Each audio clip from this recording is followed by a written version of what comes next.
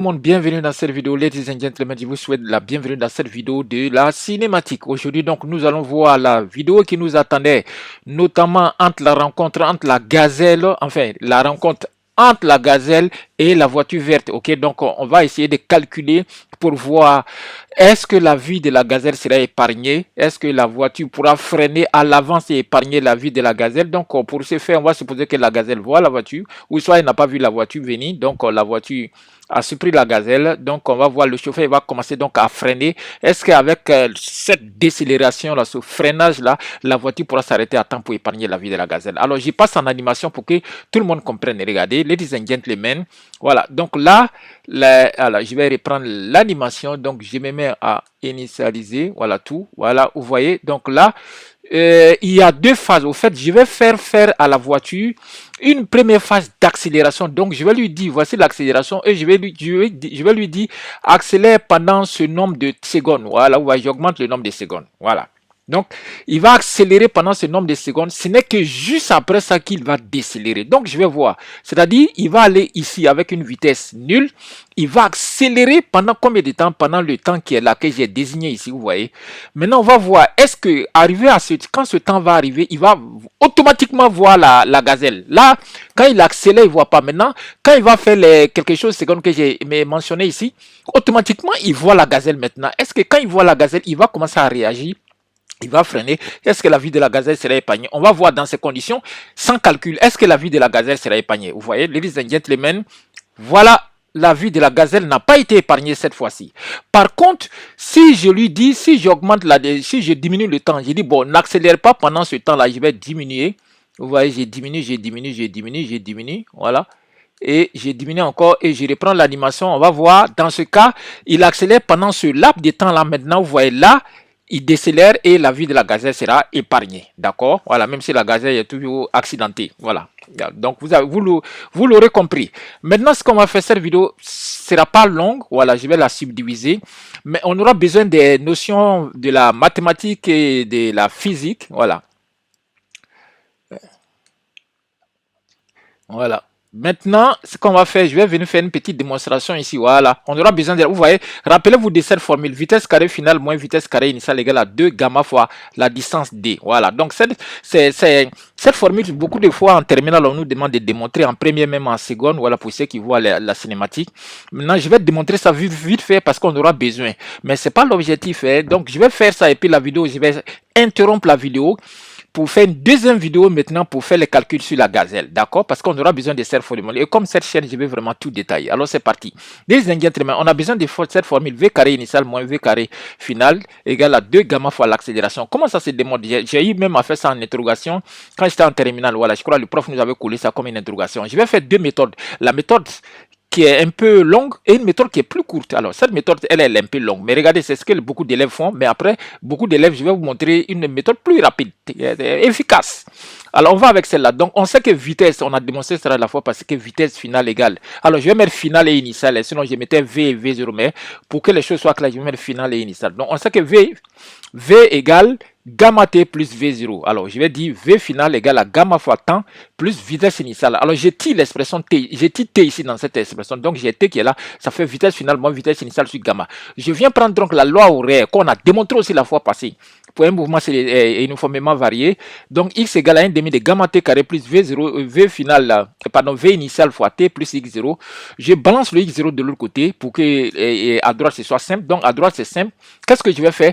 Je vais donc remplacer, tu vois, vous voyez, j'ai mis remplacer T par son expression. Donc, je remplace tous les cases vides là par T. Vous voyez, c'est la place de T. Vous voyez, le T là, c'est lui qui est supposé là. Le carré là, le voilà. Le V initial, le voilà. Le T, je vais le remplacer. Bof, c'est parti, ladies and gentlemen, on n'a plus de temps à perdre. Donc, j'aurai quoi? Ici, je mets juste la formule de T, l'expression de T. Donc, ça me fait donc V final moins V initial sur gamma. V final moins V initial sur gamma. Alors ici, je développe, ça fait A moins B le tout au carré. D'abord, en bas, le dénominateur, quand il prend le carré, il va devenir gamma au carré. Donc, je développe, j'ai A moins B le tout au carré, ça me fait donc A carré, ça fait donc V final carré, moins 2AB, donc moins 2V final fois V initial, plus B au carré, donc plus V initial carré. Ici, je développe donc vitesse initiale fois vitesse initiale, ça fait donc, ah non, je vais, bon là j'ai préparé, j'ai mal préparé le terrain, c'est ici, alors c'est pas grave, j'ai écrit V final moins V initial sur gamma. Maintenant, qu'est-ce que je fais? Je vais donc, vous voyez, quand les gamma, ici, il y a gamma carré, ici, il y a gamma, ils vont se simplifier. Le gamma qui est en haut va partir, mais il y a un gamma qui va rester en bas. Et ce gamma qui va rester en bas, il va multiplier 2. Donc, j'aurai 2 gamma. Je multiplie donc ici. En haut, j'ai recopie ce que j'avais, V final carré moins 2. V final fois V initial plus V initial carré. Ici, je développe maintenant V initial fois V final, ok? Donc, ça me fait V initial fois V final moins V initial fois V initial, ça fait donc V initial carré. Vous voyez, maintenant le dénominateur c'est gamma, je multiplie par 2, ça veut dire que ici je multiplie par 2, ici je multiplie par 2. Là les deux ont même dénominateur. Comme ils ont même dénominateur, maintenant on peut calculer, regardez. J'aurai donc qui et qui vont partir. Regardez, 2 moins 2 V final initial, final fois initial, il va partir avec celui-là. Comme ils ont même dénominateur. Maintenant ici, j'ai plus V initial carré moins 2V initial carré. Donc il y a moins 1 V initial carré qui va rester plus le V carré qui est là. Donc j'aurai finalement V carré final moins V carré initial, V carré initial et sur 2 gamma. Or, x moins x0, comme je vous ai dit la fois passée, vous voyez, le mobile il part des x moins x0, la différence des x c'est la distance parcourue, vous voyez. Donc, quand vous quittez, par exemple, supposons que vous quittez la x0 et vous arrivez là-bas, là à x, ok. Comme c'est une droite gradient, pour avoir la distance entre là et là, vous faites le plus grand x moins x0, d'accord. Ça fait la distance. Donc, x moins x0, je peux juste mettre à sa place d, vous voyez. Donc, quand je fais le produit en croix, j'aurai v final carré moins v initial carré égal à 2 gamma fois d. C'est ce qui est là. Maintenant, deuxième technique rapide au pressé sans perdre de temps qui est plus rapide, vous voyez, qui n'est pas compliqué.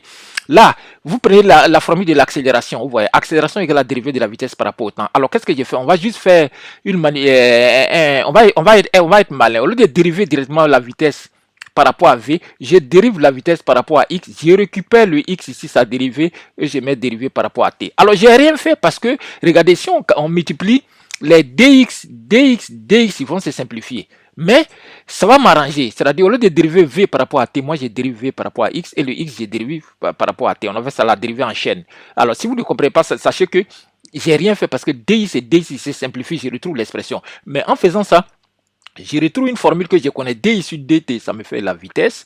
Et ici, j'ai écrit donc dv sur dx. Voilà. Alors, quand je fais ça, produit en croix, quand je fais le produit en croix, n'oubliez pas que ça, c'est a.